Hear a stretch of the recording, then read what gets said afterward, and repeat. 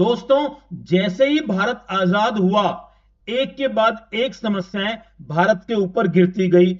अशिक्षा की समस्या, बेरोजगारी की समस्या, गरीबी की समस्या, एग्रीकल्चर गड्ढे में पड़ा हुआ है, इंडस्ट्री है ही नहीं, सर्विस सेक्टर को उठाना है। अभी तक तो हम अंग्रेजों को गाली देके काम चला लेते थे, पर अब तो अंग्रेज जा चुके हैं। अब तो भारत को अपना इकोनॉमिक और सोशल डेवलपमेंट करना पड़ेगा। तो इसीलिए भारत सरकार ने बोला कि सबसे पहले तो प्लान बनाएंगे और प्लान के अकॉर्डिंग देश का डेवलपमेंट करेंगे। तो दोस्तों, इस वीडियो में हम इंडियन इकोनॉमिक डेवलपमेंट में जो प्लानिंग जो हमारा चैप्टर है, वो सारा चैप्टर एक ही वीडियो में करेंगे। शुरू से लेके एंड तक बने रहिए मेरे साथ। मैं हूं मनीष भारद्वाज। तो चलिए दोस्तों, वीडियो की शुरुआत करते हैं। तो ये देखिए दोस्तों, ये चैप्टर का नाम यहां पे लिखा हुआ है इंडियन इकोनॉमी 1950 से 1990। ये चैप्टर का नाम है, सॉरी, ये यूनिट का नाम है। इंडियन इकोनॉमी पूरी यूनिट है और उसके अंदर, या आप टॉपिक भी कह सकते हो, चैप्टर भी कह सकते हो, कुछ भी कह सकते हो। अलग अलग बुक में अलग अलग चीजें दी हुई हैं। बेसिकली हम 5 ईयर प्लान इन इंडिया कर रहे हैं। ठीक है जी। देखिए, इंट्रोडक्शन करते हैं। इंडिया को इंडिपेंडेंस मिला 15 अगस्त 1947 को। 200 साल तक अंग्रेज हमारे सिर पे बैठे रहे, भारत को लूटते रहे। अब भारत आजाद हो चुका है, तो सबसे बड़ा चैलेंज तो यही है भारत के सामने कि अपनी बैकवर्ड और स्टैग्नेंट इकोनॉमी जो है, उसको डेवलप्ड इकोनॉमी के अंदर कन्वर्ट करना है, उसको डेवलप बनाना है, रिकंस्ट्रक्ट करना है। मतलब जो अंग्रेज बिगाड़ के गए हैं उसको सुधारना है। ठीक है। तो सबसे पहले भारत के सामने, therefore the most important task, सबसे पहले भारत के सामने जो टास्क था वो था कि भाई कौन सा इकोनॉमिक सिस्टम अपनाए। सबसे पहले तो ये चूज करना है ना कि इंडिया को डेवलपमेंट पाथ पर लाने के लिए कौन सा इकोनॉमिक सिस्टम अपनाए। उस वक्त 2 इकोनॉमिक सिस्टम चल रहे थे पूरे वर्ल्ड में। ये देखिए यहां पे चल रहे हैं। कैपिटलिस्ट इकोनॉमी चल रही थी भाई, यूएसए और यूके जैसी बड़ी बड़ी कंट्री जो थी वो कैपिटलिस्ट इकोनॉमी चला रही थी। सोशलिस्ट इकोनॉमी, रशिया, उस वक्त का रशिया जो था, यूएसएसआर, रशिया, चाइना और नॉर्थ कोरिया, यहां पे सोशलिस्ट इकोनॉमी थी। ठीक है। इंडिया ने दोनों इकोनॉमी का स्टडी किया, इसको भी स्टडी किया, इसको भी स्टडी किया, और इंडिया ने फिर अपने आप फैसला ये लिया कि हम मिक्स्ड इकोनॉमी को अपनाएंगे। तो मिक्स्ड इकोनॉमी, इंडिया में मिक्स्ड इकोनॉमी अपनाई गई। कैसे अपनाई गई? तो उसके लिए पहले हमने स्टडी किया कैपिटलिस्ट इकोनॉमी को भी और सोशलिस्ट इकोनॉमी को भी। तो चलिए वो पढ़ते हैं कि ये क्या थी कैपिटलिस्ट इकोनॉमी। तो देखिए, कैपिटलिस्ट इकोनॉमी की बात करते हैं, जो कि यूएसए में थी और यूके में थी। आज भी है। ठीक है, मतलब क्या है, आज भी है। लेकिन हम बात कर रहे हैं 1950 से 1990 की। ये आप हमेशा याद रखना, 1950 से 1990 की बात कर रहे हैं हम। तो देखिए, मीनिंग क्या होता है कैपिटलिस्ट इकोनॉमी का। कह रहा है कि it refers to the economy in which means of production, जो उत्पादन करने के साधन हैं, मींस ऑफ प्रोडक्शन, मींस मतलब साधन, प्रोडक्शन मतलब उत्पादन, आपको पता ही है, प्रोड्यूस करना। तो उत्पादन करने के जो साधन हैं वो own, controlled and operated by private sector, यानी कि प्राइवेट कंपनी सारे काम करेगी। देश के अंदर जितना भी प्रोडक्शन होगा, चाहे गुड्स का हो चाहे सर्विसेज का हो, वो सब कौन करेगा? प्राइवेट सेक्टर करेगा। 3 तरह की जो इकोनॉमिक प्रॉब्लम हर देश को फेस करनी पड़ती है, उसको सॉल्व किया जाएगा मार्केट फोर्सेस के हिसाब से। मार्केट फोर्सेस का मतलब डिमांड और सप्लाई के हिसाब से उसको सॉल्व किया जाएगा। सब कुछ डिमांड सप्लाई के हाथ में है। ये हो गई डिमांड, ये होगी सप्लाई। ये डिमांड, ये 11th क्लास में पढ़ा होगा, आपको याद होगा, डिमांड सप्लाई। डिमांड सप्लाई की बेस पर ही सारी चीजों का फैसला होगा। कैसे? ये देखिए, व्हाट टू प्रोड्यूस, क्या बनाए हम, वही गुड्स बनाए जाएंगे इस इकोनॉमी के अंदर जो जिनसे प्रॉफिट मिलता हो। अपना सपना मनी मनी, जिनसे प्रॉफिट मिलता है वही गुड्स बनाए जाएंगे। हाउ टू प्रोड्यूस, प्रोडक्शन कैसे होगा? चीपर टेक्निक ऑफ प्रोडक्शन, जो टेक्निक ऑफ प्रोडक्शन सस्ती होगी उसका इस्तेमाल किया जाएगा। टेक्निक ऑफ प्रोडक्शन आप जानते हैं दो तरह की होती है, लेबर इंटेंसिव टेक्निक LIT और कैपिटल इंटेंसिव टेक्निक CIT। तो जो सस्ती टेक्निक होगी उसका इस्तेमाल किया जाएगा। किसके लिए प्रोडक्शन करे? फॉर हुम टू प्रोड्यूस, किसके लिए? जाहिर सी बात है अमीरों के लिए प्रोडक्शन होगा जो गुड्स को खरीद सकते हैं। Goods are produce only for those who can buy them, जो खरीद सकते हैं उनके लिए प्रोडक्शन होगा। गुड्स को इनकम, लोगों की इनकम के हिसाब से, उनकी परचेजिंग पावर के हिसाब से प्रोड्यूस किया जाएगा। यानी कि जो रिच लोग हैं उनके लिए लग्जरी गुड्स बनाए जाएंगे क्योंकि वो लोग खरीद सकते हैं, लग्जरी गुड्स बनेंगे। और वो लग्जरी गुड्स जो है महंगे भी होते हैं, एक्सपेंसिव भी होते हैं, उनका प्राइस भी ज्यादा होता है। तो इसीलिए प्रोडक्शन रिच लोगों के लिए किया जाएगा। तो भाई ये इकोनॉमी हो गई आपकी कैपिटलिस्ट इकोनॉमी। अब इसके फीचर करें, अगर हम देखें फीचर अगर हम करते हैं इसके, क्या फीचर है इसके भैया? इस तरह की इकोनॉमी के अंदर क्योंकि प्राइवेट ओनरशिप होती है, प्राइवेट लोगों के हाथ में सब कुछ होता है, मींस ऑफ प्रोडक्शन पे प्राइवेट लोग, कोई आपको सरकारी अस्पताल नहीं मिलेगा, सरकारी स्कूल नहीं मिलेगा, सब कुछ प्राइवेट है भैया यहां पे। तो प्राइवेट ओनरशिप है मींस ऑफ प्रोडक्शन पे। प्रॉफिट मोटिव है भैया, सबका सपना मनी मनी, प्रॉफिट मोटिव है, सब कुछ प्रॉफिट के लिए किया जाएगा।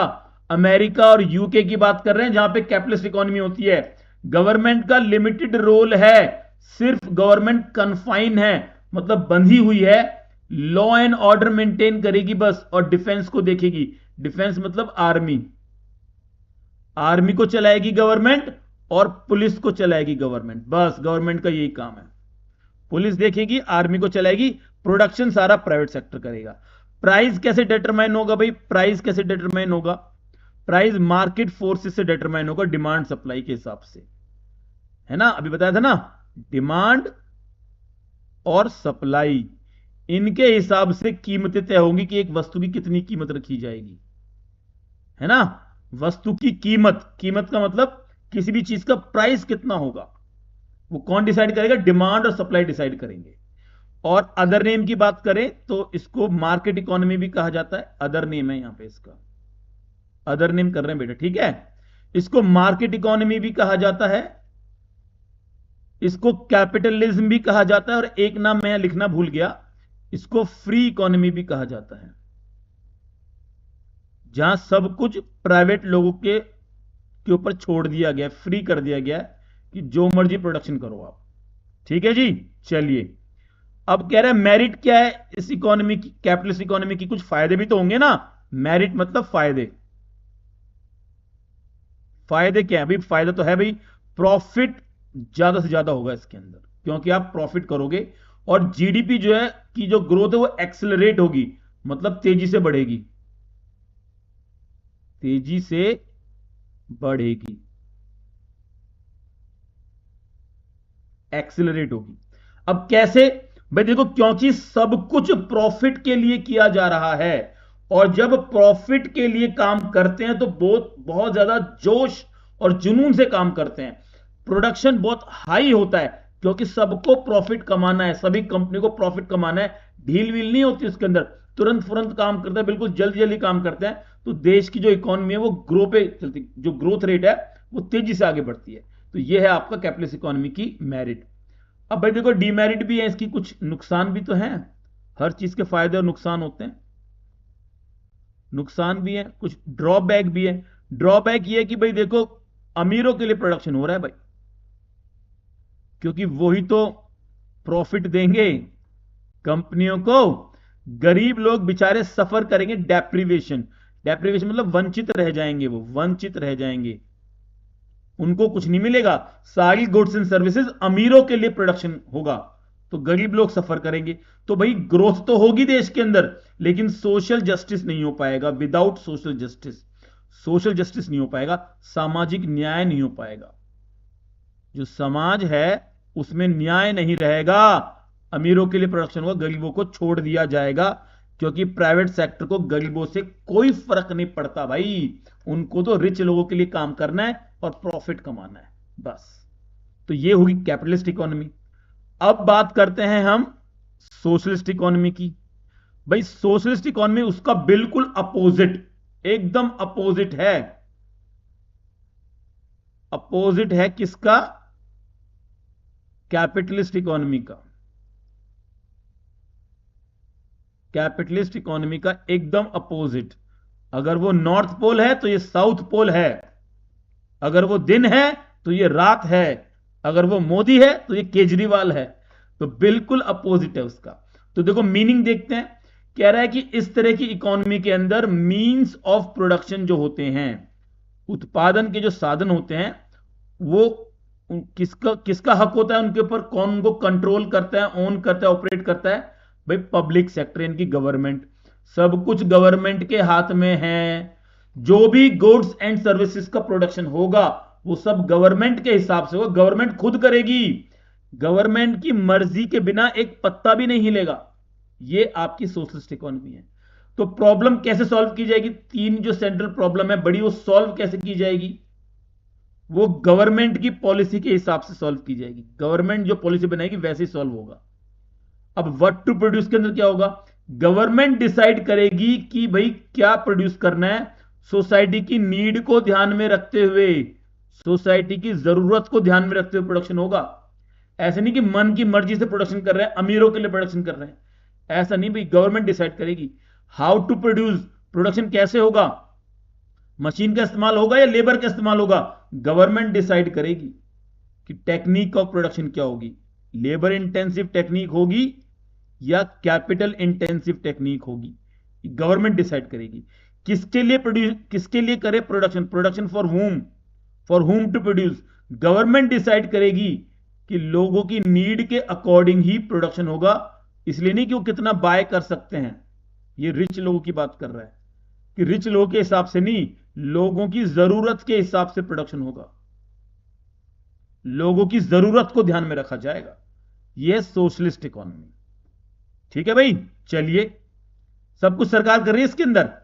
अब कह रहे हैं फीचर क्या है इसके, फीचर्स ऑफ सोशलिस्ट इकोनॉमी। तो भाई फीचर तो है कि पब्लिक की ओनरशिप है। यहां पे पब्लिक का मतलब गवर्नमेंट है, पब्लिक का मतलब गवर्नमेंट, गवर्नमेंट की ओनरशिप है, सब कुछ गवर्नमेंट के हाथ में है। मोटिव क्या है इसके अंदर? पैसा कमाना मोटिव नहीं है, सोशल वेलफेयर करना मोटिव है, समाज की भलाई मोटिव है, समाज की भलाई करनी है इसके अंदर। और गवर्नमेंट का रोल केवल कन्फाइन नहीं है, मतलब केवल यहीं तक सीमित नहीं है कि वो पुलिस देखेगी, वो आर्मी देखेगी, सिर्फ यहीं तक रोल नहीं है गवर्नमेंट का। गवर्नमेंट डायरेक्ट पार्टिसिपेट करेगी प्रोडक्शन प्रोसेस के अंदर। गवर्नमेंट खुद प्रोड्यूस करेगी गुड्स एंड सर्विसेज को। मतलब पुलिस भी बनाए, मतलब पुलिस को भी देखेगी, आर्मी भी देखेगी, और डायरेक्ट पार्टिसिपेट भी करेगी प्रोडक्शन के अंदर। अब प्राइस कौन डिसाइड करेगा भाई इसके अंदर? इसके अंदर सेंट्रल अथॉरिटी बनाई गई है, एक गवर्नमेंट की तरफ से एक सेंट्रल अथॉरिटी बनाई गई है, वो प्राइस को डिटरमाइन करेगी। यहां पे डिमांड सप्लाई का कोई रोल नहीं है, no role of demand and supply. Demand और सप्लाई का कोई रोल नहीं है इसके अंदर, सेंट्रल अथॉरिटी डिसाइड करेगी। इसको सोशलिज्म भी कहा जाता है, इसको कंट्रोल्ड इकोनॉमी भी कहा जाता है, ये इसके अदर नेम है।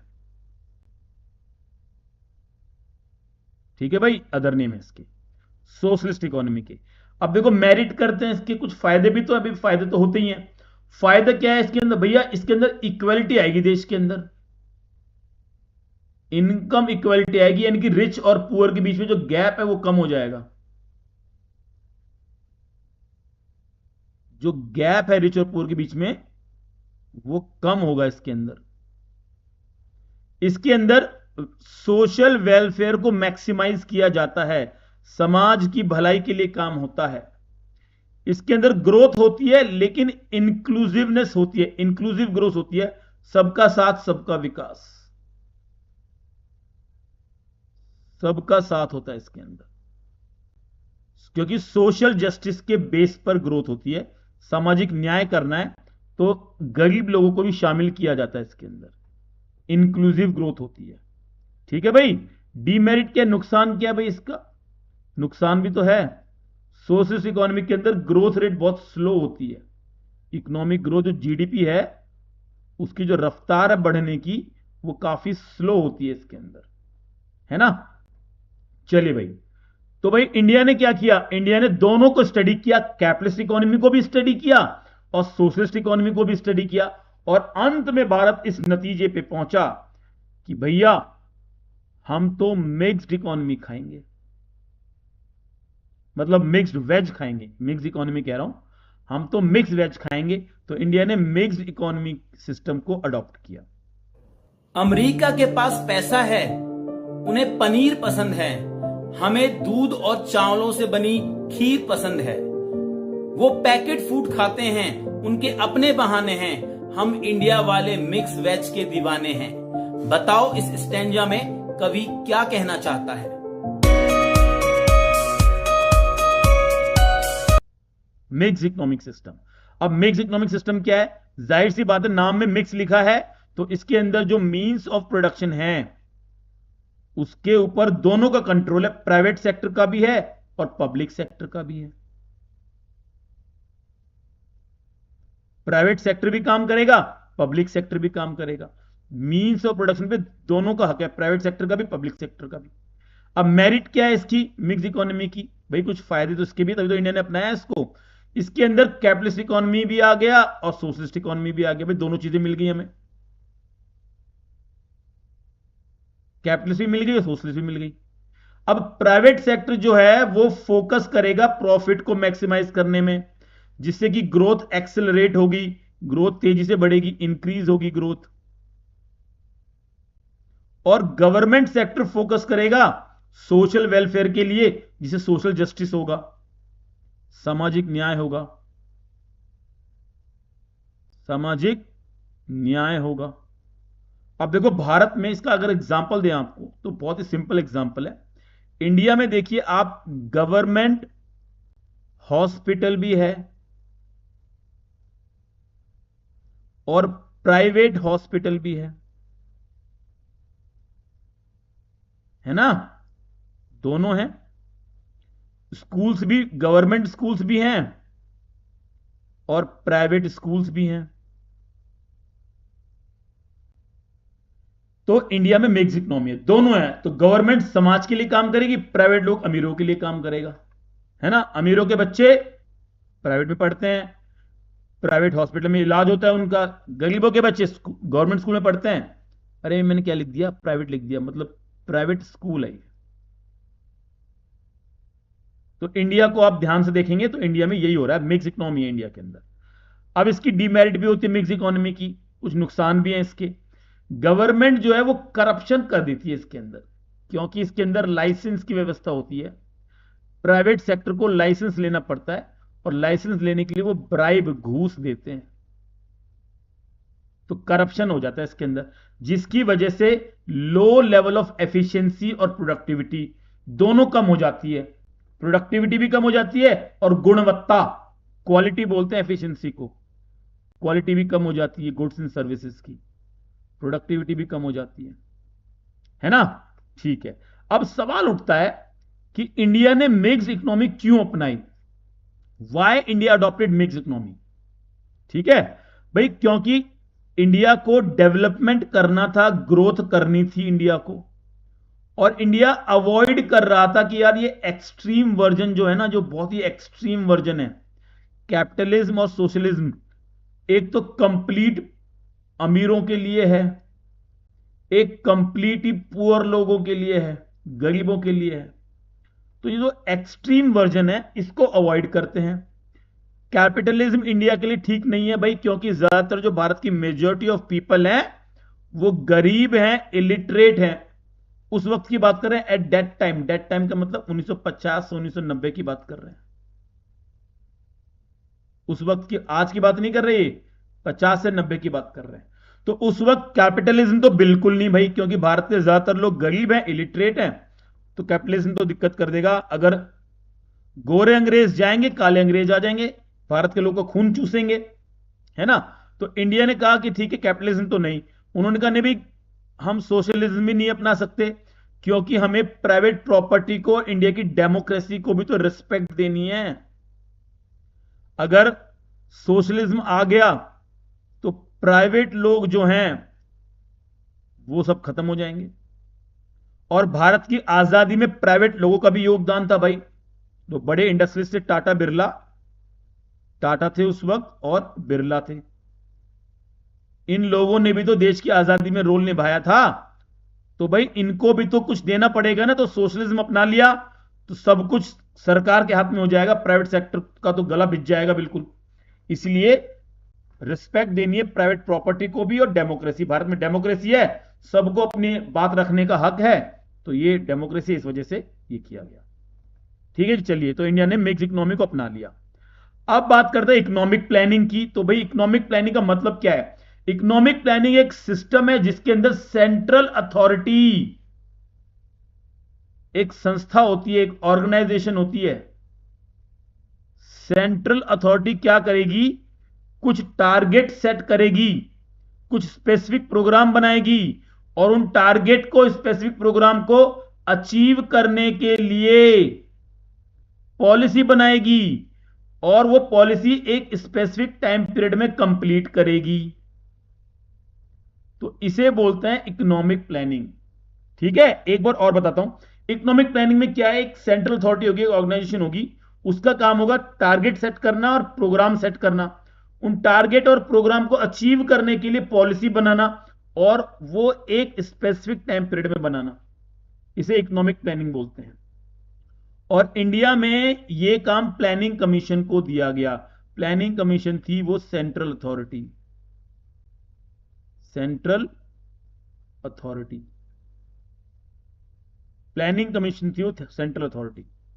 ठीक है, तो इंडिया में इंडियन गवर्नमेंट ने कब सेटअप किया प्लानिंग कमीशन को? 1950 में, ताकि वो इफेक्टिवली प्लानिंग को इंप्लीमेंट कर सके। अच्छा, प्राइम मिनिस्टर जो होगा देश का, वो चेयरमैन होगा प्लानिंग कमीशन का। तो उस वक्त देश का पीएम कौन थे? उस वक्त देश के पीएम जवाहरलाल नेहरू। तो पहले जो चेयरमैन थे प्लानिंग कमीशन के वो थे जवाहरलाल नेहरू। उसके बाद बात करते हैं पर्पस की। तो प्लानिंग कमीशन क्या करेगा? ये एसेस करेगा, मतलब ध्यान से मुआयना करेगा देश के ह्यूमन और फिजिकल रिसोर्सेस का, और उसके हिसाब से वो प्लान को प्रिपेयर करेगा, प्लान बनाएगा। मेन काम प्लान बनाने का है। ठीक है, तो प्लानिंग कमीशन ने 5 साल के प्लान बनाए, और इसके साथ ही भारत के अंदर 5 ईयर प्लान का एरा शुरू हो गया। 5 ईयर प्लान का एक पीरियड शुरू हो गया जिसे बोलते हैं 5 ईयर प्लान। ठीक है, अब इस प्लानिंग कमीशन का नाम भी चेंज कर दिया गया। मोदी सरकार आई सन 2014 में, और जैसे ही मोदी सरकार आई उन्होंने कभी हम नाम चेंज करेंगे, हमें प्लानिंग कमीशन थोड़ा अंग्रेज जैसा लगता है और हमें अंग्रेज पसंद नहीं है। तो प्लानिंग कमीशन का नाम चेंज कर दिया गया 1 जनवरी 2015 को। उसको बोल दिया गया नीति आयोग। फुल फॉर्म क्या है? National institute for transforming India. ये नाम चेंज कर दिया गया प्लानिंग कमीशन का 2015 में। याद रखना बेटा। चलिए आगे चलते हैं। आगे आता है 5 year plan in India. India में 5 ईयर प्लान के बारे में बात करते हैं। तो भैया आइडिया कहां से आया? 5 ईयर प्लान के मॉडल का आइडिया कहां से आया? ये सोवियत यूनियन से आया, यूएसएसआर से आया। यूएसएसआर यानी कह सकते हो रशिया भी कह सकते हो, रशिया इसका सबसे बड़ा देश बन के निकला था। तो सोवियत यूनियन, यूएसएसआर से आइडिया आया कि भैया हम भी प्लानिंग करेंगे। और जो पहला प्लान था भारत का, फर्स्ट 5 ईयर प्लान था, वो बना था 1 अप्रैल 1951 से 31 मार्च 1956, 1956। और ये किस पे बेस्ड था? ये एग्रीकल्चर पे बेस्ड था। पूरा फोकस एग्रीकल्चर पे किया गया था। उसके बाद दूसरा प्लान, सेकंड 5 ईयर प्लान, इसके तुरंत बाद सेकंड 5 ईयर प्लान आया। तुरंत इसके बाद 1 अप्रैल 1956 में 31 मार्च को खत्म हुआ था, 1 अप्रैल को शुरू हो गया। 31 मार्च 1961 तक, 61 तक ये चला। और इसमें क्या है? फोकस शिफ्ट हो गया। अब फोकस हो गया इंडस्ट्री, इंडस्ट्री फोकस हो गया। ठीक है, उसके बाद कई सारे प्लान आए, कोई 2 साल का, कोई 3 साल का, कोई 1 साल का, क्योंकि इंडिया का वॉर हो गया था पाकिस्तान के साथ, चाइना के साथ। लड़ाई हुई थी तो हमने प्लानिंग को चेंज कर दिया। सीधा चलते हैं लास्ट 5 ईयर प्लान पे।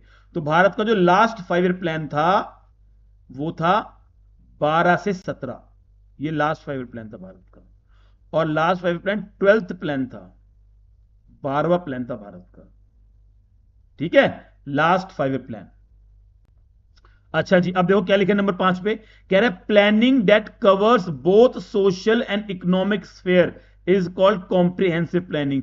यानी कि ऐसी प्लानिंग जो समाज को भी शामिल करे और देश के इकोनॉमिक डेवलपमेंट को भी शामिल करे, उसे कॉम्प्रिहेंसिव प्लानिंग कहा जाता है। फिर कह रहा है पर्सपेक्टिव प्लान क्या होता है भाई? पर्सपेक्टिव प्लान कह रहा है लॉन्ग टर्म प्लान को पर्सपेक्टिव प्लान बोलते हैं। Long term plan, 5 year plan नहीं है, 5 ईयर प्लान तो 5 साल के प्लान है। प्लान के भी प्लान पर्सपेक्टिव प्लान कहलाते हैं। आगे पढ़ेंगे इसके बारे में। अब एक व्यक्ति के बारे में बहुत इंपॉर्टेंट बात है, पीसी महालानोबिस, प्रशांत चंद्र महालानोबिस। ये वर्ड, ये भाई साहब बहुत इंपॉर्टेंट है, ये एग्जाम में कई बार पूछा गया है। PC Mahalanobis, architect of Indian planning. Indian planning का आर्किटेक्ट कहा जाता है इनको, क्योंकि इन्होंने देश के अंदर इंडस्ट्रियल डेवलपमेंट पर फोकस किया। सेकंड 5 ईयर प्लान फोकस है ना इंडस्ट्री पे, तो इनकी वजह से ही था ये। अभी तक तो हम एग्रीकल्चर खेल रहे थे, इन्होंने बोला भाई कब तक खेलोगे एग्रीकल्चर, अंग्रेज चले गए, छोड़ो एग्रीकल्चर को। जो देश इंडस्ट्री पे फोकस करता है वो तरक्की करता है, इन्होंने ऐसा बोला। तो पीसी का ये जो फुल फॉर्म है पीसी की, it is not Priyanka Chopra, it is Prashant Chandra Mahalanobis. Prashant Chandra Mahalanobis, नाम याद करना, महालानोबिस,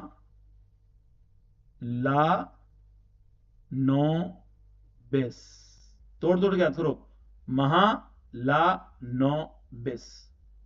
पीसी महालानोबिस। चलिए बेटा आगे चलते हैं हम लोग।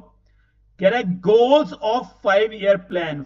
5 ईयर प्लान के भी गोल बताओ, यानी कि प्लान के भी प्लान, मतलब लॉन्ग टर्म प्लान। ये हो गए long term plan, they are called long term plan, इनको बोलते हैं लॉन्ग टर्म प्लान। ठीक है, गाइडिंग प्रिंसिपल हैं ये भारत की इंडियन प्लानिंग के गाइडिंग प्रिंसिपल, जिनको देखकर प्लानिंग की जाएगी। ये बड़े प्लान हैं, इन्हीं प्लान को बोलते हैं ऑब्जेक्टिव ऑफ प्लानिंग।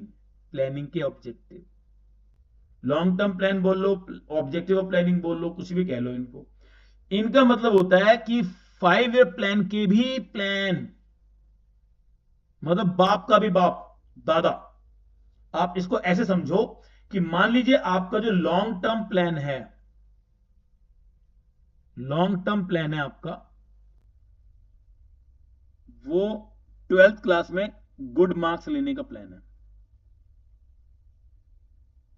ठीक है, उसके लिए आपने 5 ईयर प्लान, यानी कि छोटे छोटे जो शॉर्ट प्लान बनाए हैं, यहां पे शॉर्ट का मतलब 5 ईयर प्लान से है, वो आपने बनाए हैं कि आप इस मंथ में आप इतना कोर्स कवर कर दोगे, दूसरे मंथ में आप इतना कोर्स कवर कर दोगे, ये प्लान कर रहे हो। तो ये जो आप मंथली प्लानिंग कर रहे हो, किस लिए कर रहे हो? ये 12th में गुड मार्क्स लेने के लिए कर रहे हो, तो वो आपका लॉन्ग टर्म प्लान हो गया। ठीक है जी, तो लॉन्ग टर्म प्लान, ये थे 4 लॉन्ग टर्म प्लान थे भारत के। लॉन्ग टर्म प्लान, छोटी छोटी प्लानिंग जो की जा रही है ना, वो इन 4 लॉन्ग टर्म प्लान्स को पूरा करने के लिए की जा रही है। अब क्या है ये देखो, क्या है, ग्रोथ है, एक तो मॉडर्नाइजेशन है, सेल्फ रिलायंस है, इक्विटी है। अब इनको एक एक करके समझते हैं। देखो जी, ग्रोथ क्या है? ग्रोथ का मतलब है कि देश के अंदर इंक्रीज करना है कंट्री की capacity to produce goods and services. Goods and services को प्रोड्यूस करने की जो कैपेसिटी है, क्षमता है, क्षमता, इसको बढ़ाना है। और अगर क्षमता बढ़ेगी, कैपेसिटी बढ़ेगी, तो गुड्स एंड सर्विसेज का प्रोडक्शन अपने आप बढ़ जाएगा, है ना। ग्रोथ का मतलब यह है कि ज्यादा प्रोडक्टिव कैपिटल लेके आनी है, more supporting services like transport, banking, इनको बढ़ाना है, एफिशिएंसी बढ़ानी है, प्रोडक्टिव कैपिटल और सर्विसेज की अच्छी क्वालिटी के गुड्स एंड सर्विसेज बनाने हैं और ज्यादा गुड्स एंड सर्विसेज बनाने हैं, ये इसका मतलब है। जीडीपी से नापते हैं ग्रोथ को, इकोनॉमिक ग्रोथ कैसे नापेंगे? नापने के लिए पैमाना होना चाहिए ना, एक मेजरमेंट तो होना चाहिए। तो जीडीपी से नापते हैं इसको, देश की जीडीपी। और जीडीपी का मतलब क्या होता है? देखो लिखा है, जीडीपी का मतलब होता है कि market value of all goods and services produce in a country during a period of 1 year. एक साल में जितने भी goods and services, final goods and services produce हुए हैं, उनकी मार्केट वैल्यू को जीडीपी बोलते हैं। सिंपल सी बात है। अब जीडीपी बढ़ रही है, इसका मतलब देश के अंदर गुड्स एंड सर्विसेज की अवेलेबिलिटी बढ़ रही है। इसका मतलब लोग अच्छी जिंदगी और अच्छी हेल्दी लाइफ को एंजॉय कर पा रहे हैं, क्योंकि जीडीपी बढ़ रही है। जीडीपी बढ़ने का मतलब गुड्स एंड सर्विसेज का प्रोडक्शन बढ़ रहा है, अवेलेबिलिटी बढ़ रही है लोगों के पास। ठीक है जी, चलिए फिर कह रहा है increase in GDP depends upon 2 factor. 2 factor पे डिपेंड करती है जीडीपी भी कैसे बढ़ेगी, 2 फैक्टर पे बढ़ेगी। एक तो discovery of more and more resources, कि रिसोर्सेज ज्यादा मिल जाए भारत को, है ना, रिसोर्सेज डिस्कवर हो जाए। या फिर इनोवेटिव टेक्नोलॉजी, टेक्नोलॉजी इनोवेट हो जाए भारत के अंदर। और टेक्नोलॉजी इनोवेट होगी तो प्रोडक्शन भी बढ़ेगा, प्रोडक्टिविटी भी बढ़ेगी। या तो नए नए रिसोर्सेज मिल जाए, या टेक्नोलॉजी हमारी इनोवेट हो जाए, नई टेक्नोलॉजी आ जाए। ठीक है। फिर कह रहे हैं GDP of a country is derived from different sectors. अलग अलग सेक्टर से जीडीपी बनती है। कैसे बनेगी? Agriculture sector, industrial sector, service sector, इन तीनों से तो मिलके बनेगी जीडीपी। और सभी सेक्टर का जो कंट्रीब्यूशन होता है, इसे ही स्ट्रक्चरल कॉम्पोजिशन ऑफ इकोनॉमी कहते हैं। इकोनॉमी का जो स्ट्रक्चरल कॉम्पोजिशन है, वो इन 3 सेक्टर से मिलकर बनता है। ठीक है भाई, चलिए जी, हो गया ये भी। तो अब हम क्या करेंगे? अब हम करेंगे मॉडर्नाइजेशन। ये भी तो था ना, ये मॉडर्नाइजेशन करेंगे। आधुनिकरण बोलते हैं इसको हिंदी में,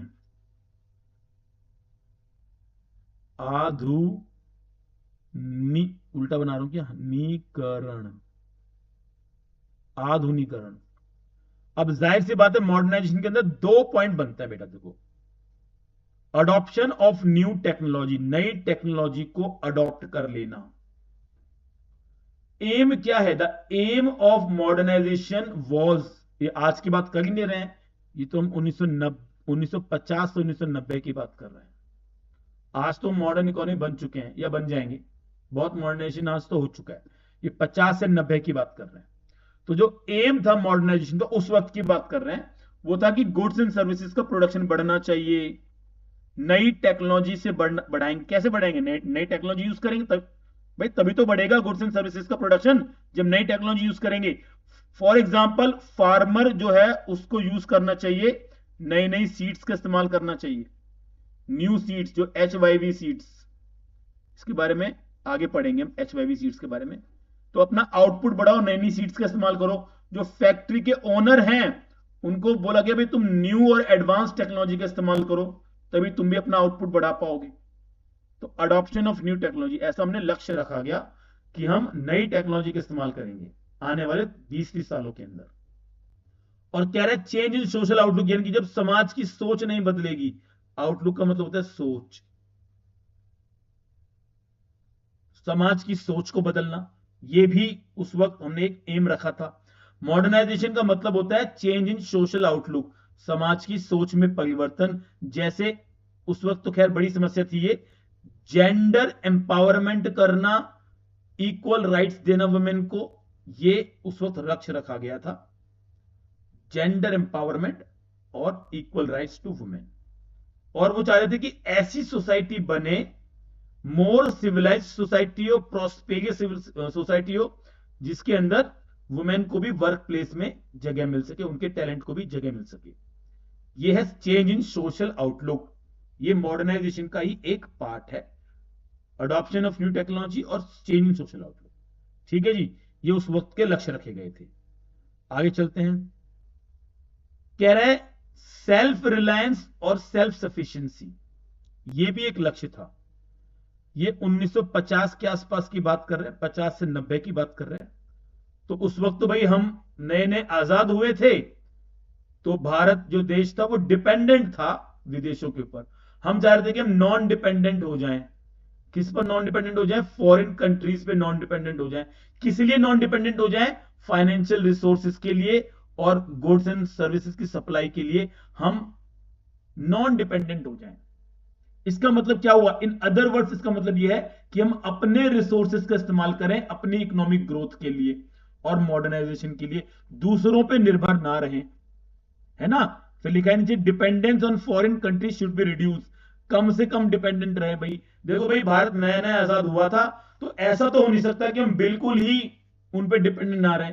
तो कुछ मामलों में तो डिपेंडेंट रहना पड़ेगा, टेक्नोलॉजी के मामले में रहना पड़ेगा, लेकिन कम से कम फूड सिक्योरिटी पर तो हो जाए, खाना तो हम खुद का बना लें, इतना प्रोडक्शन देश के अंदर ही कर लें कि हम एग्रीकल्चर के मामले में डिपेंडेंट हो जाए। वो भी नहीं थे हम, तो हमने ये सेल्फ रिलायंस की पॉलिसी अपनाई। इसके रीजन बताते हैं, दो रीजन थे भाई इसके, दो रीजन थे इसके। एक रीजन था कि हमें अवॉइड करना है फॉरेन डिपेंडेंस, डिपेंडेंट नहीं रहना भाई। भारत रिसेंटली आजाद हुआ है, फॉरेन कंट्रोल से, ब्रिटिशर से आजाद हुआ है। तो भारत अभी अभी तो ब्रिटिशर से आजाद हुआ है और अभी अभी हम डिपेंडेंट हो जाएंगे फॉरेन कंट्री के ऊपर। तो फिर आजादी किस बात की भाई? किस तरह की आजादी हुई है कि हम डिपेंडेंट हो रहे हैं, स्पेशली फूड के लिए डिपेंडेंट हो रहे हैं? बताओ, कम से कम फूड सिक्योरिटी तो हासिल कर लें। तो स्पेशल अटेंशन दिया गया कि भैया सेल्फ रिलायंस अपनाना है, कम से कम फूड के मामले में तो अपनाना है ना। और कह रहे हैं टू अवॉइड फॉरेन इंटरफेरेंस, विदेशी इंटरफेरेंस को हमें कम करना है, दखलंदाजी को कम करना है। अड़ंगा लगाते थे विदेश वाले, है ना, क्योंकि इंडिया डिपेंडेंट था फॉरेन कंट्री के ऊपर, इंपोर्ट ऑफ फूड ग्रेन को लेके, टेक्नोलॉजी को लेके डिपेंडेंट था, फॉरेन कैपिटल को लेके पैसा नहीं था, उसके डिपेंडेंट थे कि फूड भी चाहिए, टेक्नोलॉजी भी चाहिए और पैसा भी चाहिए। किस पे डिपेंडेंट है? फॉरेन कंट्री पे डिपेंडेंट है। तो भाई जब हम डिपेंडेंट हो जाएंगे तो जाहिर सी बात है वो लोग इंटरफेयर करेंगे हमारे मामलों में, हमारी इंटरनल पॉलिटिक्स में डिफरेंस, मतलब वो इंटरफेयर करेंगे। एग्जाम्पल बताते हैं, ऐसा बताते हैं कि 1965 में, ऐसा कहते हैं लोग कि 1965 में अमेरिका ने धमकी दी थी कि हम आपकी फूड सप्लाई रोक देंगे, आप पाकिस्तान से वॉर रोक दो। अनऑफिशियल डेटा, ये शायद बुक्स में तो नहीं लिखा होगा, एनसीईआरटी में नहीं लिखा होगा, लेकिन ये ऐसा उन्होंने कहा था, ऐसे हमें सूचना मिली है, अलग अलग राइटर्स की बुक में ऐसा लिखा है। तो उन्होंने जो है वो हमें धमकी दी थी कि हम आपकी फूड सप्लाई रोक देंगे, आप पाकिस्तान से युद्ध रोक दो। तो भाई हम क्यों रोके भाई? हमारा मतलब, हमारा मामला है, हम क्यों रोके? हम तो युद्ध करेंगे, पाकिस्तान से वॉर करेंगे, हम बिल्कुल करेंगे। हम भाई इंपोर्ट करे, तुमको पैसा दे रहे हैं, तुम अपना काम से काम रखो ना, तुम क्यों इंटरफेयर कर रहे हो भारत की इंटरनल मामलों में? तो ये एक बात बनती है। चलिए आगे चलते हैं। अब लास्ट जो हमारा था वो था इक्विटी। ये रहा इक्विटी। इक्विटी को इक्विटेबल डिस्ट्रीब्यूशन भी बोलते हैं, ठीक है। तो वही उन्होंने बोला कि देखो बात ऐसी है, इकोनॉमिक ग्रोथ जो हम कर रहे हैं वो मीनिंगलेस हो जाएगी अगर उसका बेनिफिट केवल कुछ हैंडफुल ऑफ पीपल तक ही रह जाए सोसाइटी में, कुछ अमीर लोगों तक ही ग्रोथ का फायदा पहुंचे। देश की तरक्की का फायदा अगर कुछ अमीर लोगों तक ही पहुंचेगा तो ऐसी तरक्की का क्या फायदा? तरक्की तो सब लोगों तक पहुंचनी चाहिए। तो उन्होंने कहा, बोला कि ये फॉलोइंग ऑब्जर्वेशन है इसके लिए।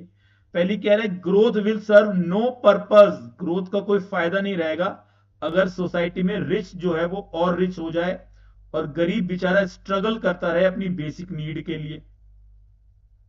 तो अमीर हो रहा है, गरीबों को बेसिक नीड भी नहीं मिल रही, उनकी बेसिक जरूरतें भी पूरी नहीं हो रही, तो ऐसी ग्रोथ का क्या फायदा, है ना। तो ग्रोथ का जो बेनिफिट है वो सभी सेक्शन ऑफ सोसाइटी तक पहुंचना चाहिए, स्प्रेड होना चाहिए। All the sections of the society, spread फैलना चाहिए, ग्रोथ फैलनी चाहिए सभी सेक्शन ऑफ सोसाइटी तक। इसके लिए क्या बताया गया? अकॉर्डिंग टू इक्विटी क्या है? इक्विटी का मतलब यह है कि हर सिटीजन को कम से कम मिलना चाहिए, उसकी बेसिक नीड तो मिलनी चाहिए। कम से कम भारत का सिटीजन अपनी बेसिक नीड को पूरा कर सके, ऐसी ग्रोथ तो हमें देनी चाहिए भारत को। अब बेसिक नीड में क्या आता है? फूड आता है, हाउस आता है, एजुकेशन आती है, हेल्थ केयर आता है ना, रोटी कपड़ा मकान, हेल्थ, एजुकेशन, ये सब आते हैं। इसमें मैंने क्लोथ नहीं लिखा, तो क्लोथ लिख लो आप, ये लो, ठीक है। तो जो इनइक्वालिटी है हमारी वेल्थ के अंदर, उसको रिड्यूस करना है, यानी कि अमीर और गरीब के बीच में जो गैप है, रिच और पुअर के बीच में जो ये गैप है, इस गैप को कम करना है। ठीक है, inequality in distribution of wealth should be reduce, ये करना है। इन शॉर्ट की बात करें तो इक्वलिटी का एम है कि हम स्टैंडर्ड ऑफ लिविंग बढ़ाएं लोगों का और प्रमोट करें सोशल जस्टिस, सामाजिक न्याय, सामाजिक न्याय आना चाहिए देश के अंदर। गरीब लोगों का स्टैंडर्ड ऑफ लिविंग बढ़ना चाहिए, गरीब लोगों का स्टैंडर्ड ऑफ लिविंग बढ़ना चाहिए, वो ये कह रहा है। चलिए आगे चलते हैं हम लोग। अब आ गया मॉडर्नाइजेशन एंड एम्प्लॉयमेंट जनरेशन। भाई इनमें तो कोई विरोधाभास नहीं है कि हम मॉडर्नाइजेशन करें, टेक्नोलॉजी को अपनाएं, नई टेक्नोलॉजी को अपनाएं और हमारी एम्प्लॉयमेंट, रोजगार पर असर पड़े। तो भाई पड़ेगा रोजगार पर असर, तो टेक्नोलॉजी आएगी तो रोजगार जाएगा, ऐसा तो होता ही है। तो ये उस वक्त की बात कर रहे हैं, आज की बात नहीं कर रहे, ये 1950 टू 1990 की बात कर रहे हैं। ठीक है, तो ऑफन, अक्सर ऐसा कहा जाता है कि मॉडर्नाइजेशन और एम्प्लॉयमेंट जनरेशन कॉम्प्लीमेंट्री है एक दूसरे के। आज की बात नहीं कर रहे, बार बार कह रहा हूं, कॉम्प्लीमेंट्री मतलब जरूरी है एक दूसरे के लिए, कॉन्ट्राडिक्टरी नहीं है। फिर मैं कह रहा हूं आज की बात नहीं कर रहे, उस वक्त की बात कर रहे हैं। वो कह रहे थे कि जो प्लानिंग के हमारे जो गोल था हमारा प्लानिंग का, बोलते मॉडर्नाइजेशन अपनाना है, एम्प्लॉयमेंट जनरेशन करना है, ये कॉम्प्लीमेंट्री है एक दूसरे के, क्योंकि मॉडर्नाइजेशन होगा तो उससे प्रोडक्टिविटी बढ़ेगी, प्रोडक्टिविटी बढ़ेगी। कैसे? उनका लॉजिक ये है कि मॉडर्नाइजेशन से न्यू टेक्नोलॉजी आएगी, न्यू टेक्नोलॉजी आएगी, और जब नई टेक्नोलॉजी आएगी तो देश के अंदर प्रोडक्टिविटी बढ़ेगी, इनकम लेवल बढ़ेगा, इनकम लेवल बढ़ेगा तो लोगों की डिमांड बढ़ेगी, गुड्स एंड सर्विसेज की डिमांड बढ़ेगी तो एम्प्लॉयमेंट अपॉर्चुनिटीज क्रिएट होगी। जब लोग डिमांड करेंगे गुड्स एंड सर्विसेज का, तो डिमांड को पूरा करने के लिए नई फैक्ट्री लगानी पड़ेगी, और जब नई नई फैक्ट्री लगेगी तो एम्प्लॉयमेंट मिलेगी।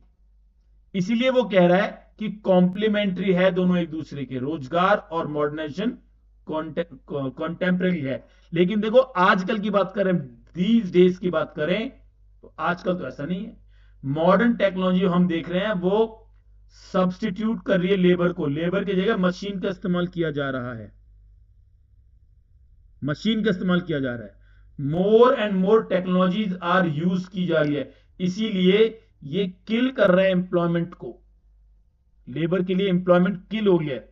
आजकल लोग लेबर का इस्तेमाल नहीं कर रहे, मशीन का इस्तेमाल कर रहे हैं, और ये मॉडर्नाइजेशन की वजह से हो रहा है। तो आजकल तो मॉडर्नाइजेशन बिल्कुल एकदम जो है रोजगार समाप्त कर रही है। Nowadays jobless growth is emerging as a big challenge for planners. Planners का मतलब वो कंट्री के बारे में चर्चा कर रहा है कि जो देश को चलाने वाले लोग हैं उनके सामने बड़ा चैलेंज है कि जॉबलेस ग्रोथ होगी। ग्रोथ तो हो रही है लेकिन जॉब नहीं बढ़ रही है।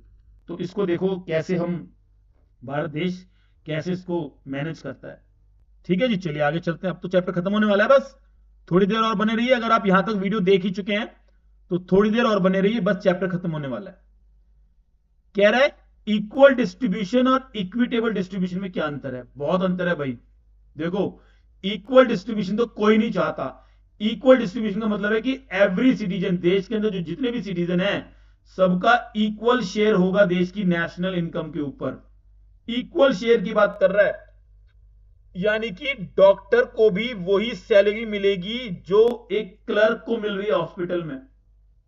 क्लर्क मतलब जो कार्ड वगैरह बनाते हैं ना, हॉस्पिटल में कार्ड बनाते हैं, क्लर्क होते हैं, जो कंप्यूटर पे काम करते हैं उनको क्लर्क बोलते हैं। उनकी जो सैलरी होगी वही डॉक्टर की सैलरी होगी। भाई ये कैसे हो जाएगा?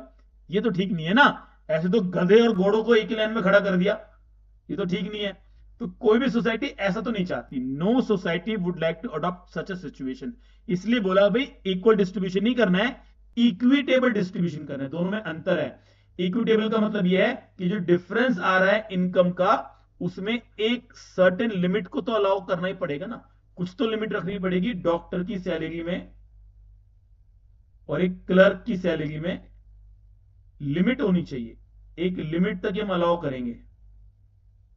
लिमिट का मतलब ये कह रहा है कि गैप की लिमिट होनी चाहिए, गैप की लिमिट, बहुत ज्यादा गैप नहीं होना चाहिए कि डॉक्टर तो कमा रहा है मान लीजिए 2 लाख रुपए कमा रहा है और क्लर्क कमा रहा है 20,000 रुपए, 20,000 कमा रहा है, 2 लाख कमा रहा है, तो इतना गैप तो नहीं आना चाहिए ना भाई, तो बहुत ज्यादा गैप हो गया। तो इस गैप को लिमिट करना है, इक्वल नहीं करेंगे लेकिन गैप को लिमिट करेंगे, ठीक है, इसे बोलते हैं इक्विटेबल डिस्ट्रीब्यूशन। और ये अब आगे हमारा लास्ट टॉपिक है, ये अचीवमेंट ऑफ प्लानिंग है। प्लानिंग से क्या क्या अचीव किया हमने, तो भाई नेशनल इनकम हमारी बढ़ गई थी, है ना, ये 5.8% हमारी नेशनल इनकम की ग्रोथ रेट हो गई थी। हमने एग्रीकल्चर में रिफॉर्म किए, लैंड रिफॉर्म किए, HYV सीट्स, ये आने वाले चैप्टर्स में आएगा अभी हमारे। तो एग्रीकल्चर में हमने रिफॉर्म किए, इकोनॉमिक इंफ्रास्ट्रक्चर हमारा बहुत अच्छा डेवलप हुआ, सोशल इंफ्रास्ट्रक्चर हमारा डेवलप हुआ, इंटरनेशनल ट्रेड बढ़ गया था हमारा। तो ये प्लानिंग की कुछ अचीवमेंट्स हैं। तो दोस्तों यहां पे ये वीडियो समाप्त होती है, ये पूरा प्लानिंग का चैप्टर हमने खत्म कर दिया है, प्लानिंग में कुछ भी नहीं बचा, सब कुछ करा दिया है। और अगर आपने यहां तक वीडियो देखी है तो मुझे उम्मीद है आपको जरूर वीडियो पसंद आई होगी। आप सबसे पहले तो चैनल को सब्सक्राइब कर दीजिए, और अगर आपको वीडियो पसंद आई है, आई ही होगी, अगर यहां तक देखी है तो आई होगी पसंद, तो आप वीडियो को लाइक कर दीजिए। और अगर आपके किसी दोस्त को या रिश्तेदार को ये वीडियो काम आ सकती है तो उसको शेयर कर दीजिए। किसी और वीडियो में आपसे फिर मुलाकात होगी, तब तक के लिए थैंक यू सो मच, नमस्ते।